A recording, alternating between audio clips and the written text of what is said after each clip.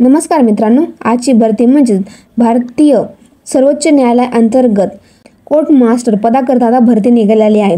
जर तुम्ही अजूनपर्यंत केंद्रीय आयुर्वेद संशोधन संस्था या अंतर्गत ज्या 394 पदाकरता भरती निघालेली आहे ती जर व्हिडिओ नसेल बघितली तर या डिस्क्रिप्शनमध्ये मी त्या व्हिडिओची लिंक सुद्धा देणार आहे, तुम्ही ती व्हिडिओ पण नक्कीच बघू शकता। तर जर तुम्ही अजूनपर्यंत power grade corporation of India अंतर्गत ग्रॅज्युएशनवरती 1548 जागांची भरती निघालेली आहे ती जर व्हिडिओ नसेल बघितली तर या डिस्क्रिप्शनमध्ये मी त्या व्हिडिओची सुद्धा लिंक देणार आहे, तुम्ही ती पण व्हिडिओ नक्कीच बघू शकता। तर चला आजच्या भरतीकडे वळूयात। तर सर्वप्रथम मी तुम्हाला इथे शैक्षणिक पात्रता सांगून देते।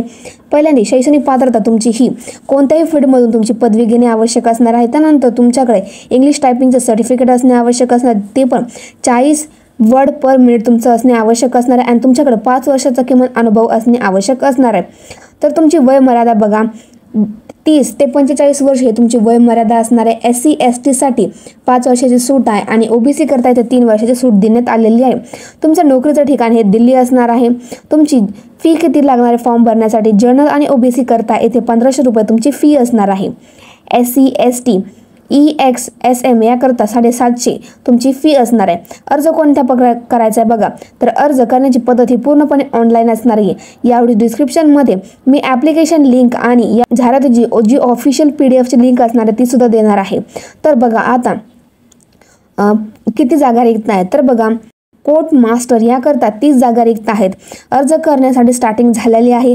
अर्ज करण्याची शेवटची तारीख ही 15 सप्टेंबर 2025 असणार आहे। तर बघूया की कोणत्या कास्टसाठी किती जागा आहेत। पहिल्यांदा UR यासाठी 16 जागा रिक्त आहेत, SC साठी 4 जागा रिक्त आहेत, ST साठी येथे 2 जागा रिक्त आहेत आणि OBC नॉन क्रिमिनल यासाठी 8 जागा येथे रिक्त आहेत। आता बघूया की तुम्हाला सॅलरी किती भेटणार आहे। तर सर्वप्रथम तुमची सॅलरी ही पे लेवल हा तुमचा 11 असणार आहे, ज्यामध्ये तुम्हाला पेमेंट हा 67,700 पर्यंत भेटू शकतो। तर बघूयात आता येथे मी तुम्हाला महत्त्वाचे डॉक्युमेंट सांगून देते। सर्वप्रथम तुमच्याकडे टायपिंगचं सर्टिफिकेट असणे आवश्यक असणार आहे। त्यानंतर तुमचं 10वीचं सर्टिफिकेट, 12वीचं सर्टिफिकेट, ग्रॅज्युएशनचं सर्टिफिकेट लागणार आहे। आधार कार्ड, पॅन कार्ड, जर तुम्ही कास्टमध्ये असाल तर कास्ट सर्टिफिकेट आणि नॉन क्रिमिनल, जर तुम्ही दिव्यांग असाल तर दिव्यांगाचं सर्टिफिकेट सुद्धा ठेवू शकता।